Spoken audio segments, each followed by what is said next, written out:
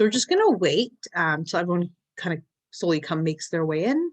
Just a few people starting right now.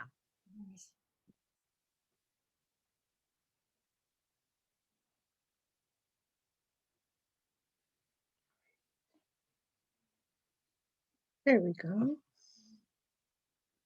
All right, so we'll just wait for about 30 seconds and then we'll get going.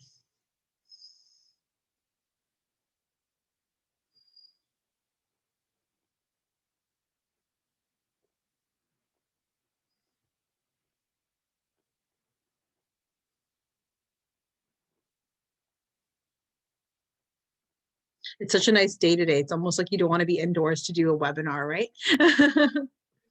Actually, we've had a nice sunny day. Yeah, very lucky for that, for sure. So I can indicate to you when to change the slide. So that's fine. Okay. Okay.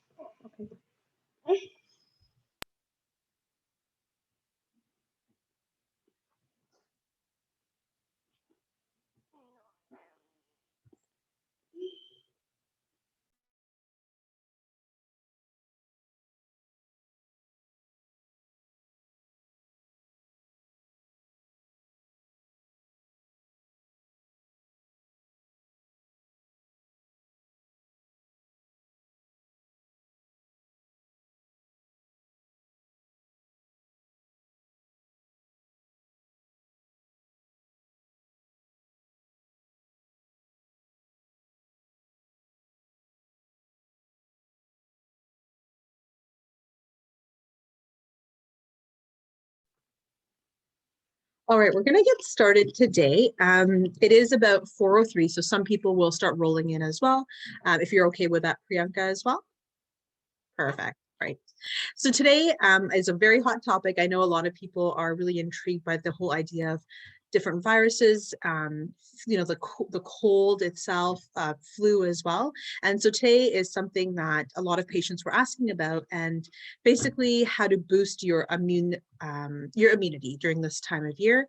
And obviously with the pandemic at hand, all eyes on that as well. So I'd like to introduce Dr. Priyanka Gupta. She's a naturopath that works with us here at Quercetin.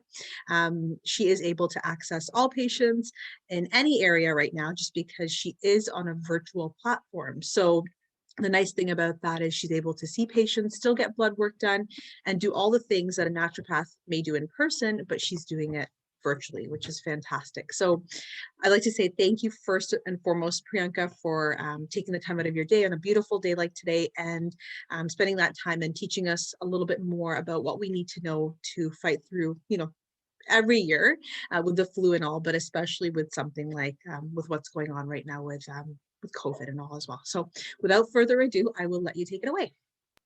Oh, sorry. And one more thing is, if you do have questions or any comments, if you can raise your hand, we can answer those throughout, or you can leave your questions in the Q&A box, and then we can answer them at the end of the presentation. Thanks, Priyanka. Great. Thank you so much for that wonderful introduction. So yes, my name is Dr. Priyanka Gupta. I've joined Kawartha Care Wellness recently, and all the lovely people at the Wellness Center. So I'm really excited to be talking to you today about a very timely webinar and timely topic, how to boost your immune system or a path to a healthy immune system. And so, as Manju had said, every year, we need to be thinking about our immunity, not only this year or the situation that we're in. And I also want to say it's essential always to work with a healthcare practitioner. Obviously, this isn't a forum for any diagnosing or any specific kind of medical advice. But, the items I'll be talking to you about are very relevant to your immune system and how actually the immune system relates to a lot of other illnesses, your gut health, your, even your thyroid health. So we'll get into all that. So as we get into the presentation, the next slide, please, if you will. When we're talking about viruses, what determines a serious illness or a serious acute illness, if you will? Obviously, the nature of the virus. We're seeing something unprecedented. We haven't been in contact with something like the coronavirus. So this is the nature of the virus. It has a high transmissibility, and so it's a very serious virus. Obviously, the colds are actually caused by a wide range of viruses, actually, as well. And before previous to this year, the biggest thing that we really had to worry about is the flu virus, and the flu virus actually caused a lot of deaths, and it is a serious illness for people who are immunocompromised. So definitely, the nature of the virus makes you determines a seriousness of the illness. Also, the initial exposure. So if you are slightly exposed to the virus versus if you have a huge viral load, this is why we're wearing masks and we are socially distancing. That also determines the progress of the illness or how sick you might become. And of course, the health of the person being exposed, which we are unfortunately seeing in so much devastation. There's talk that people with diabetes or heart disease, they are actually more at risk for viral infections. So there's a lot that we don't know about viruses, and I think this has been a very humbling experience for the medical community. What we thought we knew, I think it just shows we don't know enough about how important the immune system is and how it functions.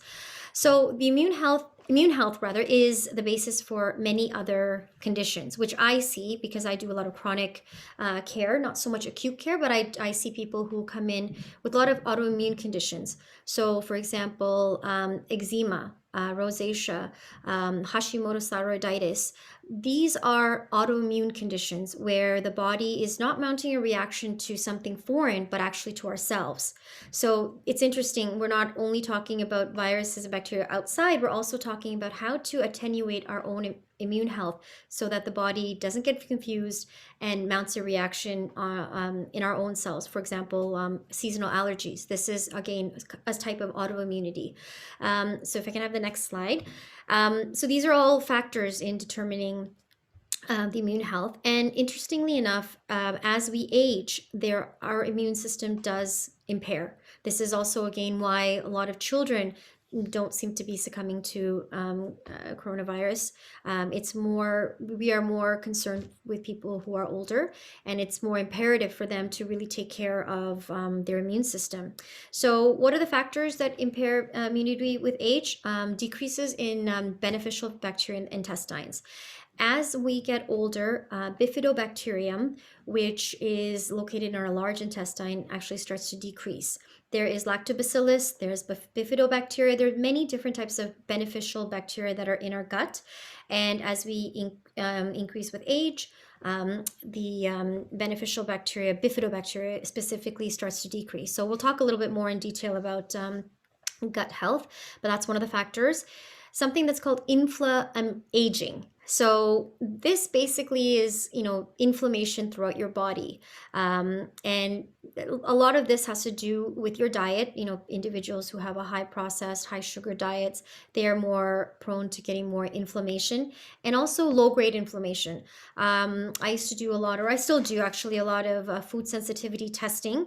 And the basis for food sensitivity testing is to kind of isolate what foods you're eating that are causing a low grade inflammation throughout your body. So not an allergy, but for example, you could be eating eggs every day, and you've heard that it's great for protein, but it's actually you're mounting a low grade inflammation in your body every time you're eating the egg. So a period of time where you take out that offending food, you can decrease the inflammation. So that's one factor. And another factor is nutrient deficiencies, which I'm going to be talking a great deal about in terms of different supplementation, and what are some of the critical supplements that you want to be focusing on when you are talking about immunity and in boosting your immunity. And of course, decline in sleep quality and quantity. I mean, there are so many different factors for decline in sleep quantity, quality. New mothers, individuals who are, cramming for tests at a younger age, and even individuals or hormonal imbalances, or as we get older, we do have a tendency for disrupted sleep. And when you talk about disrupted sleep, as a naturopath, I try to use very natural and gentle approaches first. For example, different teas, and then I can use different tinctures. Melatonin doesn't always work for everybody. Melatonin isn't the answer for everybody, but that's why it's important to work with somebody who is, who knows your case, who knows what sensitivities you have or how you might respond to different supplements, rather than just going to a supplement store and say, hey, I can't sleep, give me melatonin, it doesn't work. Well, natural medicine doesn't work. It's not natural medicine isn't like that. It's not one size fits all. I have a lot of different tools that I use to help bring about sleep quality, and I look at the causes of it. Your hormone imbalances, if there's something that's keeping you up at night. So again, sleep quality and quantity is very important for the immune system. So we're going to get right into talking about probiotics. About 70% of the immunity is in the intestines. So, the probiotics, they stimulate the immune system. They produce a lot of beneficial items. For example, it helps you produce a lot of the B vitamins. It helps to decrease the inflammatory response. They ward off other infectious diseases, so infectious pathogens, rather. For example, when we were traveling, traveler's diarrhea, I'm sure a lot of you have either experienced or heard of. Just trying to dose or get a good amount of probiotics in your system before you go on that trip can help. But again, it's not one size fits all. Going to a lot of patients tell me that, I tried a line or I tried something and it just didn't help me. Again, it's not one size fits all. In fact, individuals with IBS, they need to go very slowly with probiotics. You can even just start with a little bit of kimchi or sauerkraut, something that's not going to just really hit the immune system hard, but just to augment or just to support, and then we can proceed. Again, why it's very important to work with a healthcare practitioner. So probiotics also help to maintain the intestinal mucosal barrier, and there's a whole talk about food sensitivities and leaky gut. Again, circling back to autoimmunity and the immune system. And there are some studies to suggest that probiotics help to decrease the incidence of colds. So this is, again, if you're interested with probiotics and you are older or 65 plus, you want to focus more on bifidobacterium. And again, slow is a little bit better if you have some sensitivities or any gut issues to start with. Next, if you can change the slide for me. Yes, okay, so Immuno Nutrition. It would be wonderful if every nutrient that we could possibly think of we could get from food. We live in a cold climate where we can't grow our food 100% all year around. A lot of our food comes from different areas, or down south, and they sit on trucks, and so I would say the quality of the food is not as optimal as we would love it to be. This is where supplementation can be very beneficial. And I'm going to be touching upon the various supplements. And I also want to talk about, interestingly, I had a patient this week, and they're like, I'm taking all these supplements. I don't know if I need them. I don't know if I'm deficient or not. And so there is a test that I do called Metabolomics. It's by Life Labs, and they actually can measure the amount of different vitamins, minerals, and nutrients that you have circulating in your tissues. And it's a very interesting test. They'll tell you, 3 different sections. One section where you're doing fine from your diet or your supplementation with these types of nutrients. There's a middle section, and then also a section where they're telling you what nutrients you're deficient in. for your medications or for your the conditions you are suffering with. These are the types of nutrients that your body is deficient in, and it'd be helpful for us to supplement in these nutrients. So typically, without that testing, I would kind of look at your clinical symptoms and try to say, okay, you know what, let's try to increase your zinc because you have poor wound healing or you have dry skin.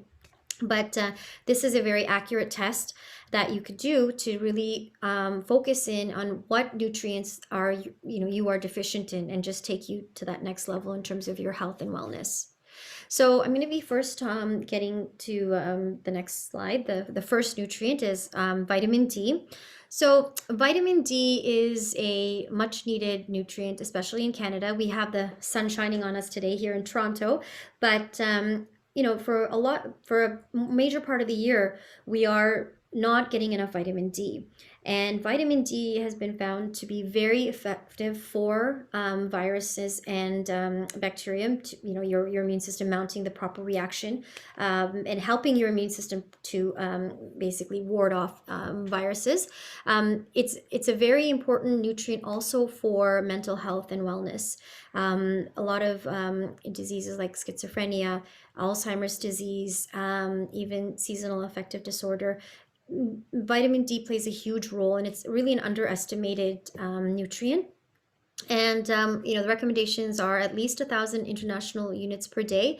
However, commonly I do see a deficiency where 5,000 to 10,000 international units per day would be warranted, again with the supervision of a healthcare practitioner. You don't want to be going out and taking high amounts of vitamin D if it's not needed, because it is a fat soluble vitamin. If you don't need it, you don't want to build up stores of this vitamin. So again, testing is very important. And yes, again, very important for you to attenuate or to really have a positive immune response to any invading virus. Next up, we have zinc. Zinc, again, is being really praised for its antiviral effects lately.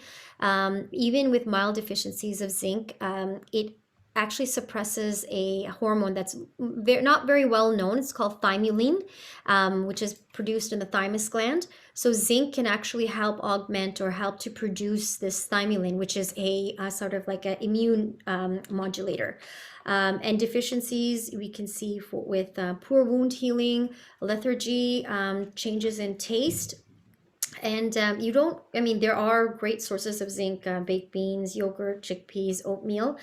Typically 25 milligrams a day to 50 milligrams a day is warranted for somebody who, during the cold and flu season. That's something that, is pretty harmless, and you can go ahead and augment that if you feel any kind of illness coming on. Or you can also take it prophylactically, where you're taking it throughout the winter months to help you against viruses and bacteria.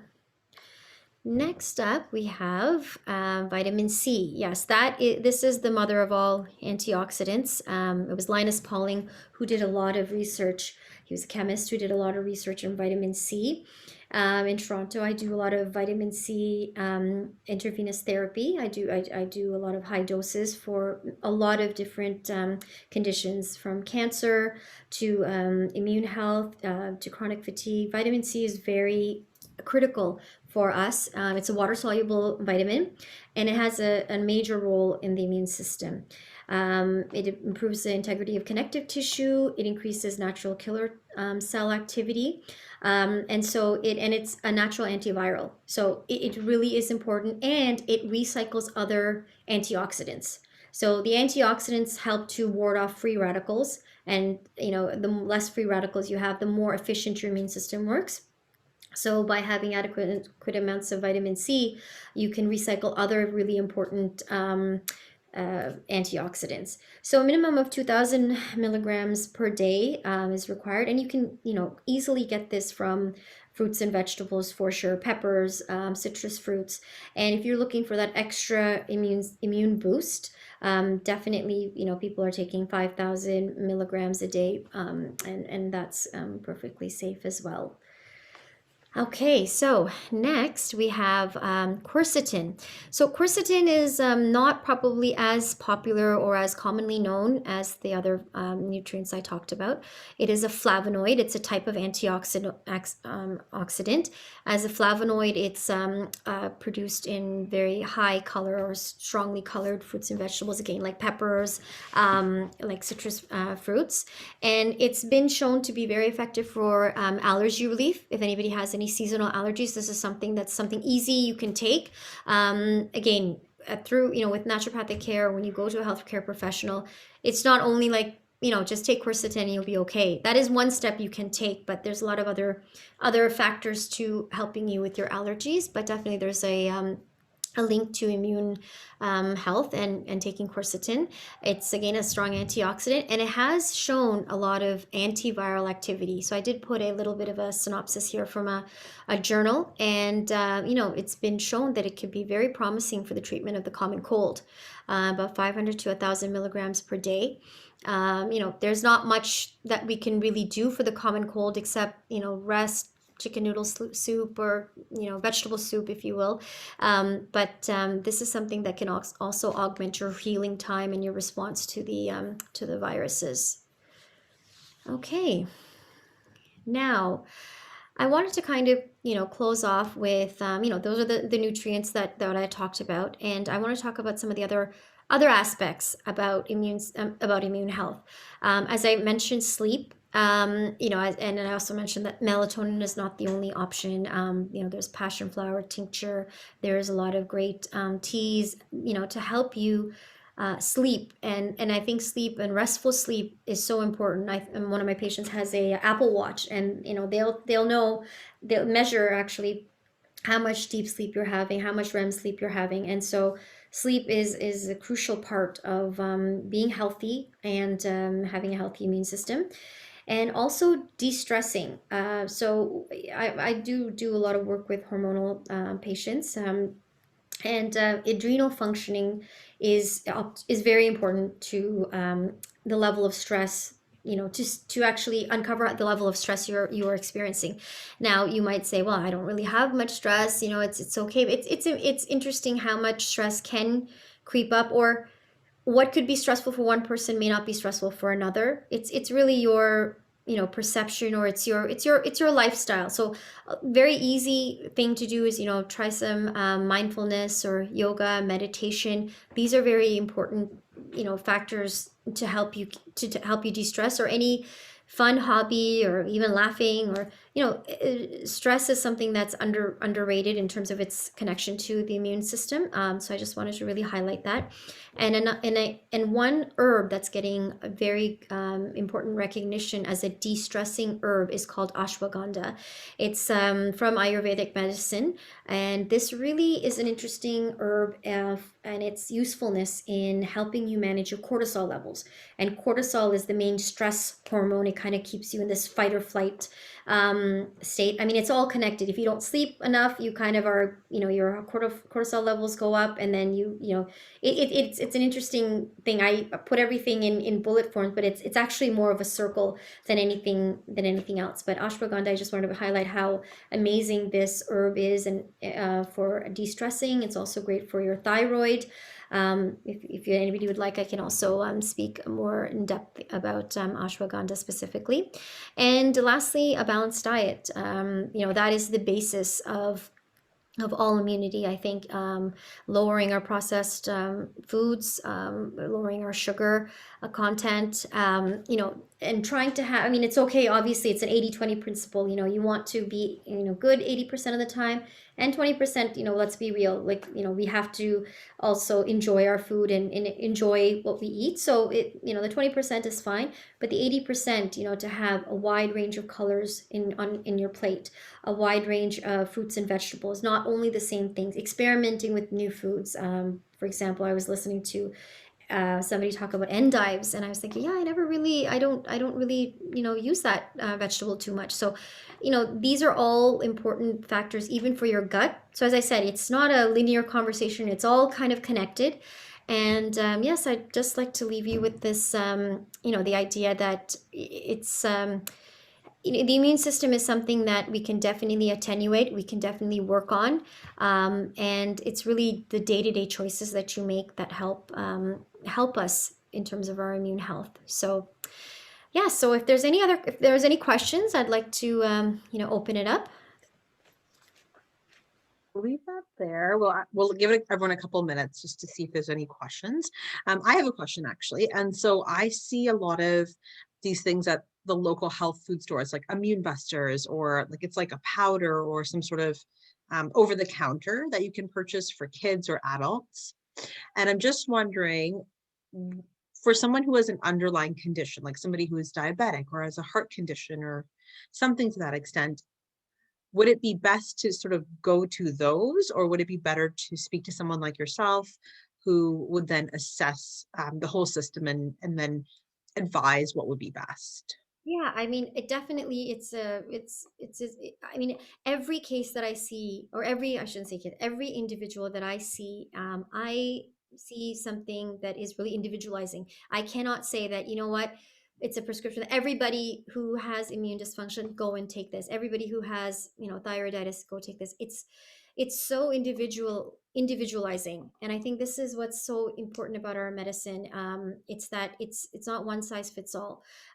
Yes, you can have pre-existing conditions, and then you could be just trying different things and be like, oh well, natural medicine doesn't really do anything.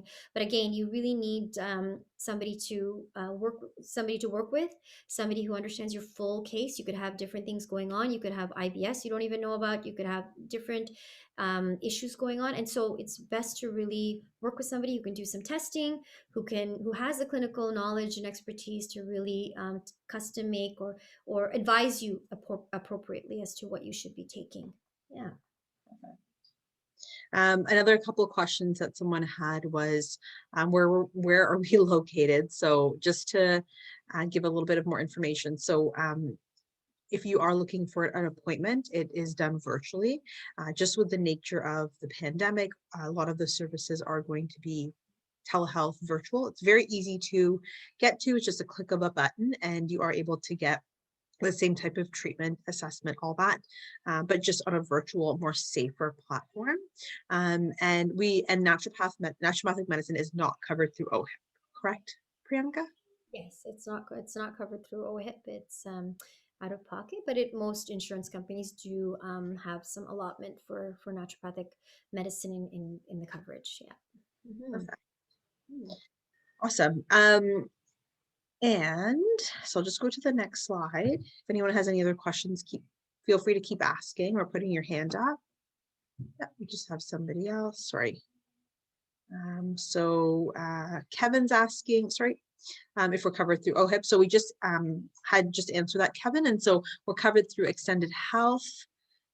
So Kevin, we're covered through extended health, not through OHIP. Naturopathic medicine is not covered through OHIP. I think that gives you a lot of choice as well. I mean, if you want to do some interesting testing, I know a lot of GPs are very overwhelmed with the work they're doing, and I do see a lot of chronic care, and I'm happy to really get into what's actually behind the illnesses that you're experiencing, or the symptoms that you're experiencing, and help you manage optimally. And as I was telling you about the testing, it's very interesting to see exactly what you're deficient in. A lot of times we're just guessing. So doing testing, and I know it's an out of a pocket expense. It's not cheap, but it's something that could be worthwhile in the long run, so that you can prevent other types of illnesses and really be the best you can really be. Yeah. We have someone that raised their hand. So I'll ask Natalie. I'm just going to push a button and you can ask your question, Natalie. So you're on the mic. So whenever you have a chance, please feel free. Yes, I was wondering, how much do you charge an hour? Manju, I'll defer to you. Yeah, so it's not really per hour or time per se, but it's the initial assessment, which is the assessment itself. So speaking to Priyanka, going through your health history, going through what tests need to be done. So if she needs to advise you on blood work, so on and so forth.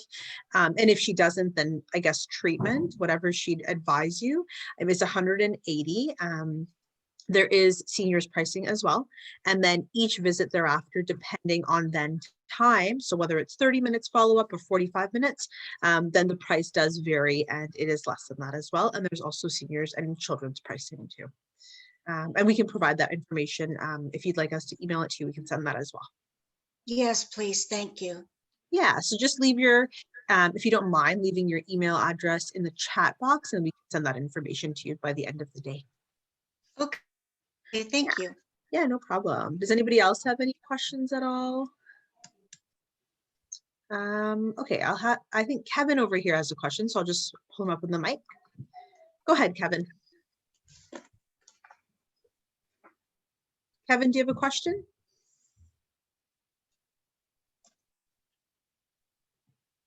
Kevin? I think you're on mute right now. Can you hear me? Yes, we can hear you now. All right. I have a stent in I had to have a stent put in 4 years ago. And I've always struggled with being overweight and my sleep patterns are all over the place and that sort of thing. I'm wondering if a naturopathic person would be able to help me with that, or should I be doing something else?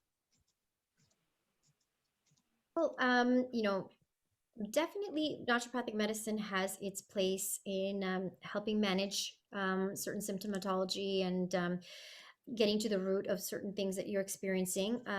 Again, this isn't really a platform for me to really diagnose or obviously disseminate any kind of medical advice. But yes, I think that certainly sleep, you did mention, is something that I do work with a lot of. And I would say that there's different things that I try. I mean, it's not like one thing is going to work for everybody, but there are different things that I have in my toolkit, if you will, that can help to manage sleep and to maybe get you the sleep that you need. Yes. Okay, thank you.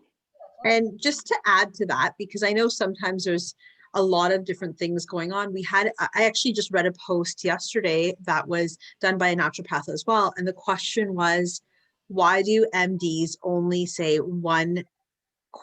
come in with one symptom and only address one symptom at a time? And so I thought that was really interesting because the naturopath went on and spoke about that and said, well, really, it's an integrated approach. You're looking at all the systems at once. You can't really isolate and say, oh, well, I can only look at the heart because then whatever's happening in the heart also affects your sleep often. And that maybe affect your liver and so on and so forth. So I can, as a naturopathic patient myself, I would say, I love naturopaths. and I've done very well under their care. And so they kind of look through the entire system rather than just focus on one symptom at a time, which I think, a lot of the times we undervalue that skill because I think that's a huge thing. So the other thing is just to add to that for Kevin and for Natalie and whoever else, Priyanka does do like what we call a discovery call or a complimentary discovery. So it's a 15-minute phone call or virtual, which you can book online as well. And then she can actually sit with you, speak to you one-on-one for 15 minutes, which is complimentary, and give you a little bit more information, privately as well. Yeah, and I So want sorry, go ahead. naturopathic care is it takes time to heal, and that's what we're doing. It's not like I am just giving you a band-aid solution, one prescription, and saying, you know what, this is going to work and that's it. It's really a partnership. And I do a lot of follow-ups, and I want to make sure that the care that I'm providing is optimal, and that requires a partnership. It's not that I'm just going to listen to you and just give you a prescription. I want to hear feedback from you. How did this work? How did this didn't work? There could be some diet diary. It's really like a health partner rather than somebody who's just telling you do X, Y, and Z and everything's going to be okay. It rarely works like that. It really, it's better to come into it knowing, you know what, I have some work to do, and this person is going to be helping me guide me through this journey, if you will. That's right. So I'm just going to write down, there's just a couple of emails that were sent over. So just going to write those down. Perfect. Any other questions that anyone else may have, or anything to that extent right now? No? So just going to go to the next slide and just say, we already went through the questions, which is great. Lots of good ones. If you have any further questions that come up that we didn't answer here, please feel free to contact us via phone, email, or even through our online booking portal or our website, basically. So that's quercetin.com. Again, you can book a 15-minute complimentary discovery call in which you can actually speak to Dr. Priyanka Gupta in person, online, and that will give you a better sort of handle on, you know, your specific issues and certain things that she can help you with as well. Great. And just, yeah, sorry, go ahead, Priyanka. That's great. Yeah, thank you. Yeah, and thank you so much for doing this. It's been, again, something that a lot of people have been waiting to hear, so we really appreciate you going above and beyond for this too as well. And so we're going to do another webinar in 2 weeks. Just as a heads up, we are doing them bi-weekly, and we have added counseling and therapy services at the clinic, which is all done online as well. And those are things that if you do have, you know, conditions such as depression, anxiety, panic attacks, trauma, you know, grief and loss, stress management, especially during this time, you know, some marital concerns or relationship concerns. That webinar will be happening in 2 weeks at February 18th at 12 o'clock. And we will be doing a sort of a 15-minute mindfulness class in which you're going to get some coping techniques, especially again, during this time where people are feeling a little bit more anxious and stressed. So just to close it off, thanks again, everyone, for attending. Thank you, Dr. Gupta, for being here and sharing your knowledge as well. And I will send out that information to those who have left their email just shortly. If you need anything at all, you can go to our website, quercetin.com, and hope to see you guys in 2 weeks. If not, then we'll see you soon. Take care, everyone. Very Bye-bye. good. Thanks. Thank you. Bye-bye. Bye-bye. Thank you. Thank you.